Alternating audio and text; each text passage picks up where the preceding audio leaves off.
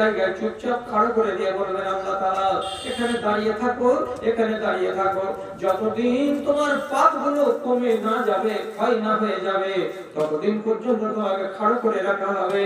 একদিকে পাবে জাহান্নামের মজা, আর একদিকে পাবে জান্নাতের মজা। জায়গাটার নাম হলো আরাফ। জায়গাটার নাম আরাফ। এখানে খাড়া থাকো। আমি এটা কোনগুলো লোক যখন আব্বা দাড়ি পাল্লা খাড়া করা গেল, তো দেখা যাচ্ছে কি দাড়ি পাল্লাটা একেবারে সমান সমান। যদি 10 মণ হয়ে থাকে নেকি, তো 10 মণ হয়ে আছে পাপ। একটাও 1 ইঞ্চি 19 বেশি নয়। পাপ এবং পুণ্য সব সমান হয়ে আছে এই অভাগা। তখন এইরকম অভাগাকে রব্বুল আলামিন বলবেন, আরাফের উপরে দাঁড়িয়ে থাকো। থেকে 7 দিন পরে 8 দিন পরে যখন তোমার খেসারত হয়ে যাবে, তখন রব্বুল আলামিন এই লোকটাকে আরাফের মতো জায়গা থেকে টেনে নিজের জান্নাতে তার ঠাঁই করে দেবে।